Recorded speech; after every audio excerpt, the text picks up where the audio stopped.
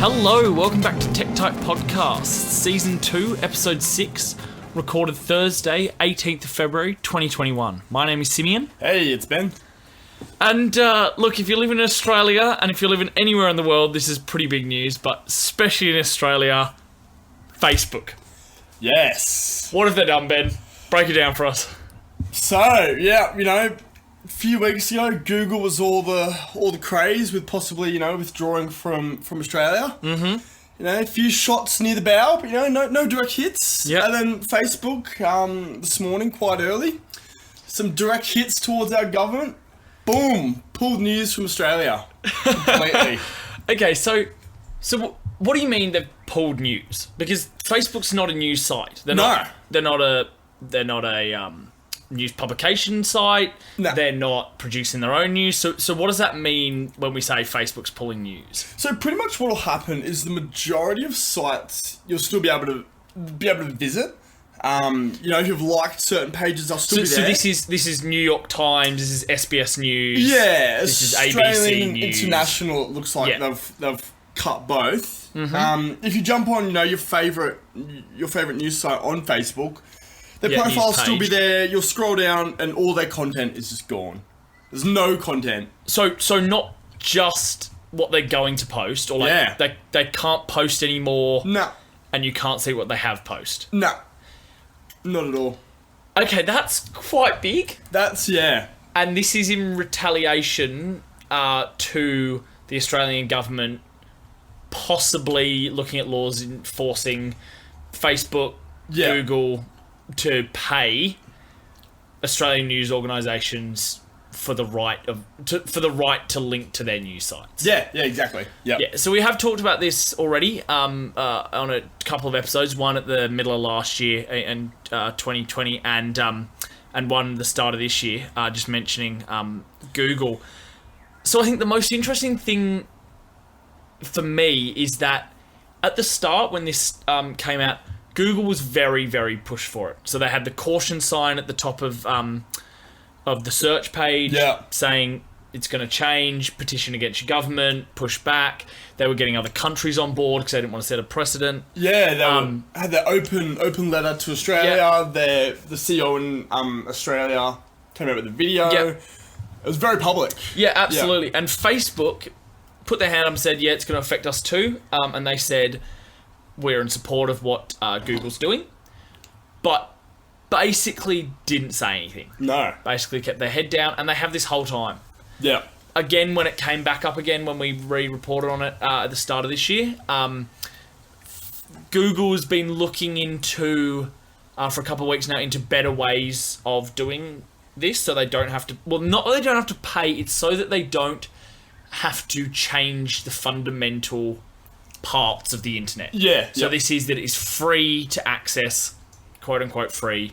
Who knows if they steal your data? Who knows who they're selling that to? Not really the point. That is free to search. It's free to get this information. Free to see these things. So basically, like we were saying then, they don't want that to change. No. But what they have been doing is saying to the government, here's some alternatives. One way is they're coming up with a way of possibly arranging so that these news organisations will be paid through the Google News app that's coming out. Okay, right, yeah. So this will give them a way of... They're not opposed to paying these sites. They understand that these sites are getting them traffic. Yeah. Okay, these news organisations, SBS News, Win News, your local news, everything like that. But they don't want to change the fundamental free part of the internet, so to speak. So one way of doing that is putting them onto a news app that they already have, but then paying them through there. Right, okay. And then linking from the search engine to the Google News. Yeah. So even if you just see it on the Google search engine, the news from these news outlets, they will still be being paid for that news to be on Google in some aspect. Yeah, okay. And that's not a bad solution. Yeah. Not a bad compromise. Facebook obviously sees their future a little bit different, and they're taking bit more of a hostile approach. Yeah, so that's what I was going to say. Do you think that Facebook is going to come to the negotiating table with these news? Well, I think it's interesting that Google up till now has been quite aggressive and been like, hey, we're willing to pull out if we have to. Here's some alternatives. Will we go for them? They're trying to do their sort of due diligence of sort of the discussion, so to speak. Yeah. Facebook keeps quiet and then bang, all of a sudden, news gone. What do you got to say for yourself, Scott Morrison? Scott Morrison has replied and said, we're not scared. We were waiting for this to happen. We think Facebook is silly. They'll change their mind. They'll come back. Yeah.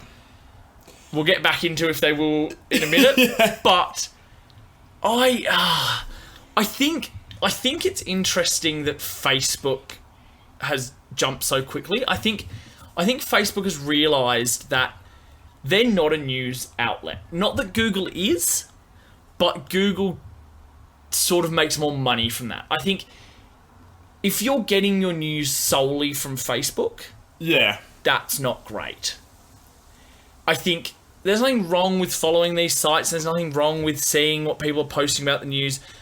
And same on Twitter and other sites. But I think it's important to watch the news, listen to the news, do your own research to get a bit of a broader understanding of the news. Yeah, for sure. Not purely through Facebook. Mm-hmm.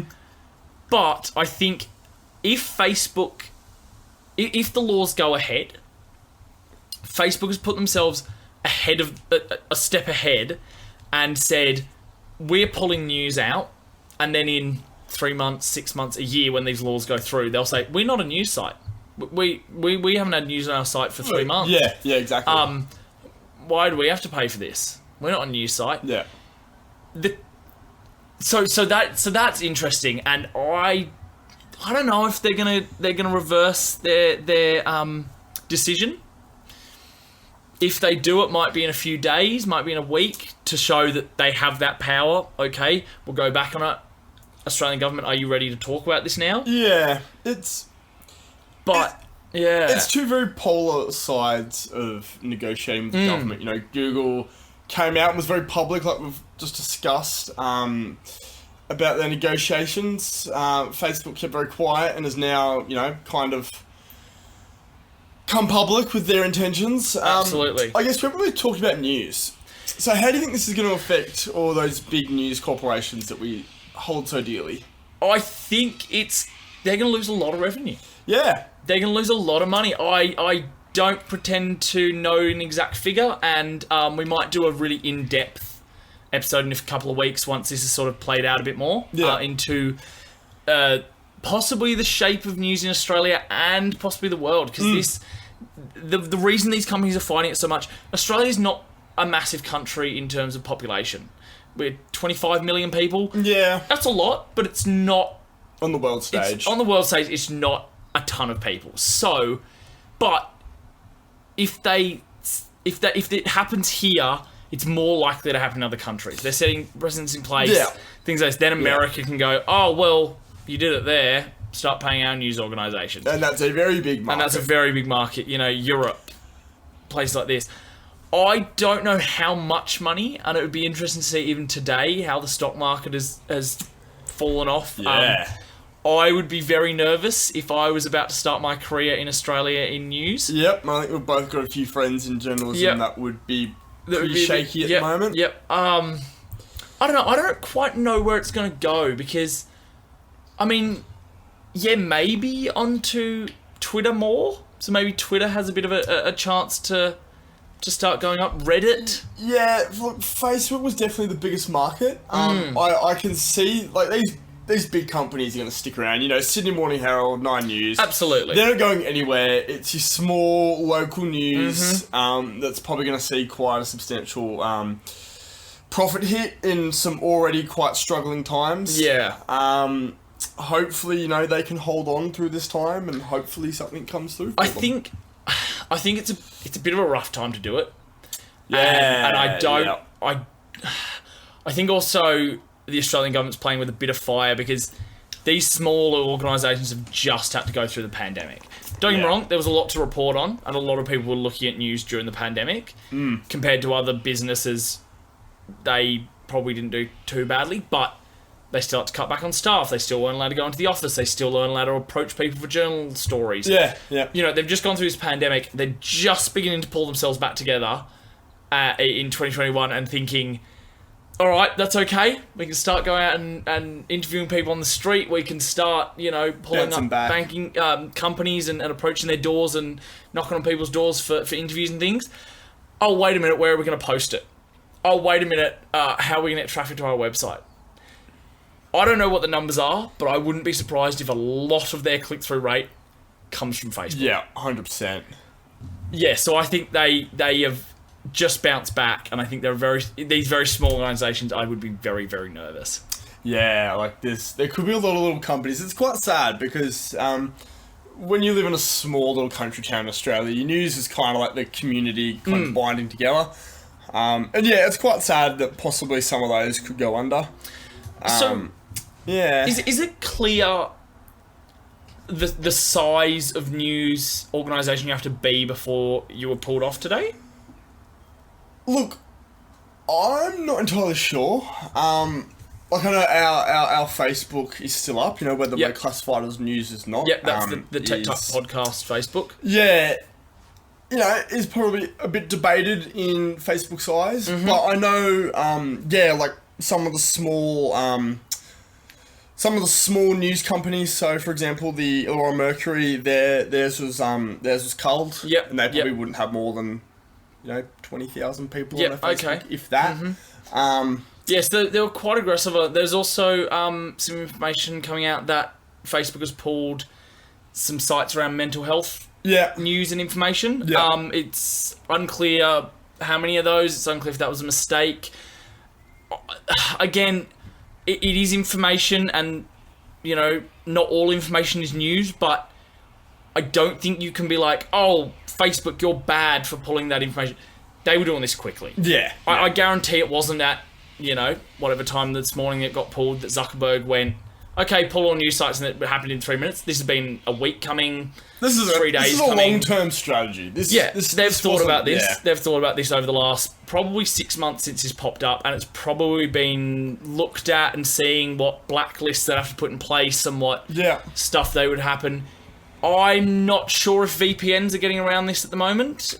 If you have a VPN, if anyone knows, please let us know. I would be surprised if anyone's using that, because it's not like say for Netflix where it's like, oh, I either watch the movie there or I go buy it somewhere else. It's like, no, like there's plenty of other places you can get your news, and you can just go to your sources. Absolutely. Online.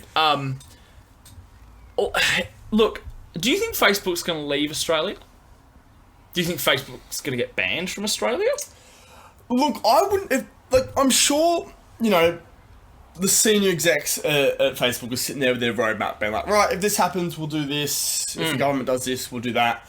And I wouldn't be surprised if it's somewhere on their tree. I wouldn't be surprised if somewhere on their tree, if the Australian government got quite nasty and quite defensive.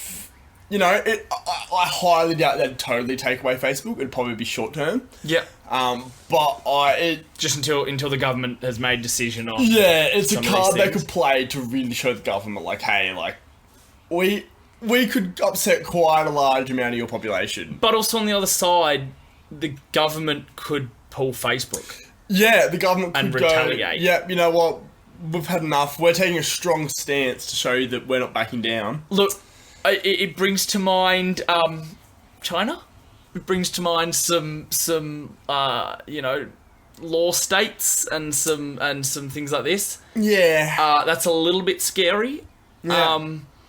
And especially if they pull Facebook and Google, or maybe not ban Google, but Google has to be pushed out, and we're all on Bing and Yahoo News. Yeah. Yeah. I mean, these companies aren't scared to do it. If Google is prepared to pull out, I guarantee Facebook has. Yeah, I think got its card there. This especially has shown. News isn't all of Facebook, but it's a big part. They're not a news organisation, but a lot of people go on Facebook to get news. A lot of people, and I wouldn't be surprised if they have figures showing how much how many minutes news brings, like, per customer. On average, news increases their minutes spent on the app, which is everything for Facebook. Yeah. Time on the screen, that's money for them. Yeah, that's, average time on for users, that's massive. Funding, I don't know, I wouldn't be surprised if today it's a lot of people actually on Facebook looking and discussing these things, but over the next couple of days, I wouldn't be surprised if that drops off because they're not looking at news there. Yeah. Hopefully it will settle out. I'm sure the 25 million people in Australia isn't going to hurt their revenue too much because we're still going to use it. Yeah. Whether we're going to use it for only memes now. Yeah, exactly. I mean, when you've got over 1 billion users and probably not far off 2 billion, it's, 25 million, 27 million is a drop not in the much bucket. for them. But, look, interesting. We might put out a full episode later in a couple of weeks. Sorry. I think Dale said he might be keen to jump back on. Get him back on for a discussion about the deep dive into Australian news and where that's looking. But sorry we didn't put an episode out last weekend. There hasn't been a lot going on in the news. Doge Coin, I know it's a little bit behind, but what's been happening around that? What's Doge Coin? So it's essentially just a big meme. Okay, so what is it? It's a cryptocurrency. So like Bitcoin? Bitcoin, Ethereum, you've probably heard those words swinging around the internet. It's built off the Ethereum... It's built off a Bitcoin network. It is off the Bitcoin network. Yeah, it's basically a skinned Bitcoin. Yeah. And it was... So it stemmed out of... every man and his dog started creating cryptocurrencies. Yeah. Stemming from Bitcoin. But everyone realised, oh my god, we can have our own cryptocurrencies. There's millions of them now. Yeah. And it's literally like 15, 20 minutes of work to get your own. And so basically, Dogecoin started out of how funny is it that there's all these cryptocurrencies, these super memes, and then they're like, oh my god, let's just create an actual meme. Yeah. Because all these other coins, like, oh my god, we're going to be the next Bitcoin, we're going to be the next Ethereum, oh my god. And it was so funny that they weren't. And so they made a meme coin.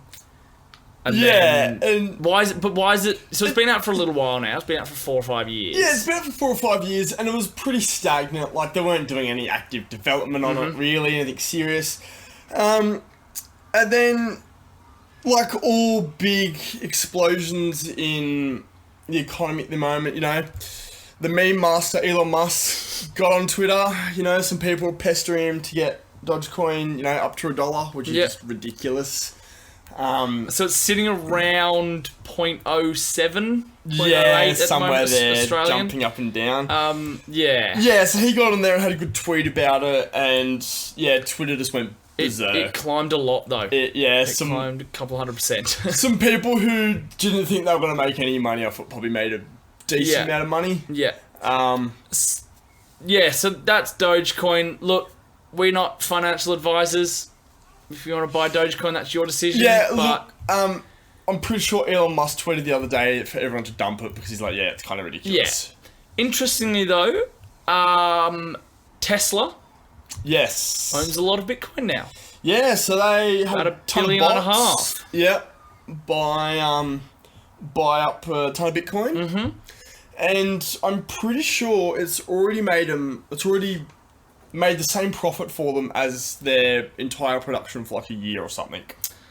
Off how much it's gone up. That's a lot. They're also not quite yet, but they're going to be accepting it as payment for their cars. Yeah. I don't know. Maybe this is the push crypto needs. Yeah, could be. I know that back in the day there was a fantasy, and a few people bought houses with it, but it really wasn't. But now you're beginning to buy tangible, legitimate things on a wide scale. Yeah, it's interesting they picked Bitcoin because Bitcoin's kind of built on a bit of a... built on older technology, and they're refusing to update it. Yeah, it's got the marketing behind it and the hype. Mainly because it's the first and everyone knows it. Yeah, which is fine, but it's interesting they picked that one. But yeah, we'll see how it goes for them. Look, I don't think it would be very hard for them to switch to, say, Ethereum or something like that. And say, oh, yeah, we were accepting Bitcoin, but now we accept Ethereum as well. And then, Bitcoin drops off. There you go. Now we only accept Ethereum or one of the other ones. Yeah. I don't think they'll be accepting Dogecoin anytime soon. Oh, look. Wouldn't put it past Elon Musk. Look, yeah.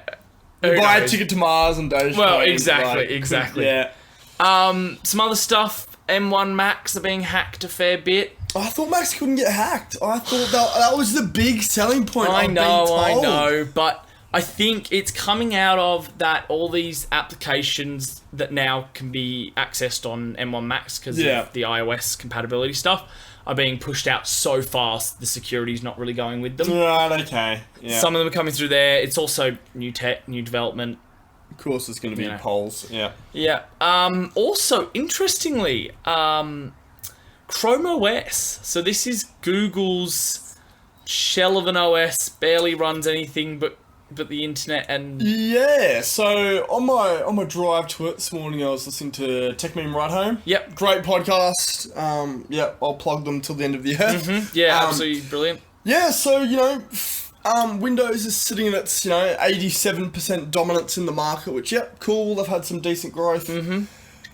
Chrome OS, yes. Fastest growing in OS last year. Fastest growing. So, even faster than Apple. Apple's been pretty stagnant last year. So they're not massive still. They only hold a few percent. No, so 3 or 4 or 5%, something like that. Apple's sitting at somewhere like 12%. Yeah, 13. They sit around there most of the time. But then you've got the other really small ones taking 0.5% here and there. Yeah, and Chrome's got a steady increase. Yeah, right. So is that? Do you think that's because more people are realizing that like the whole tablet thing is coming in and that you actually don't need a physical laptop or a physical desktop? You can use like a tablet or one of these halfway between sort of things. Yeah, well, I think it's for a few reasons. I think a lot of it's been driven by hardware. You can do more with less. Yep. A lot of Google Drive and things like that. Yeah, a lot of stuff's going cloud-based. You don't need as much computing power. I guess, these manufacturers are starting to take that OS seriously. I think Dell creates a few Chrome ones. Google's got their own. They have 1 or 2, I think. HP might as well. Yeah. They're starting to take the hardware a bit more seriously. The OS is starting to mature. And I think, as as Google starts to build out their platforms and their ecosystem, I think people are starting to find that all their stuff's Chrome, all their stuff's Google based, so why not? Well, I mean, look, I don't know how that's going to affect Australia, but if search is leaving, I wouldn't. Sadly, I feel Chrome OS will be leaving if Google does. Let's hope not, but I'm not. I don't really want a Bing OS, to be honest. Look, I've been thinking about getting a Chromebook. Max computer. I think for me, I think a desktop and a really light OS computer, like a laptop, like a Chromebooks. Yeah, I mean, it really needs to get you here and there, a couple of trips away, and the bus to work. Yeah. For you come home and use your desktop. Yeah. Yeah. I don't know. I wouldn't be opposed to getting one. Yeah.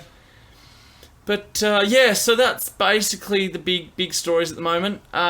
There's a few other little ones smattered in there, but I think Facebook today is just shaking up the tech world a lot. It's gonna be very interesting. Yeah, I think so. Yeah. Yeah. We'll do a deep dive into it once this is either blown over or run its course a bit more in a couple of weeks. But it's I would say keep an eye out on Facebook on our podcast page, but it might not be there. It might not be there. Yeah. Look, we will keep posting stories there about this as long as it's up, but I don't know how aggressive Facebook's going to be with this. How many news sites are going to pull and things like that. Bring back MySpace. Oh dear. Yeah. Look, I think Twitter. I really think Twitter is the one to back at the moment for news. I think a lot of people will be jumping across to get their news, which, who knows, Twitter's been slowly sliding a bit, and especially ever since Donald Trump's off there. So who knows, maybe Twitter gets a bit of a boost. Big time for tech. Yeah. All right, Ben, well, it was good to chat tech on the pod. Yeah, very good as usual. Catch you next week. Catch you then. All right, mate. See you later.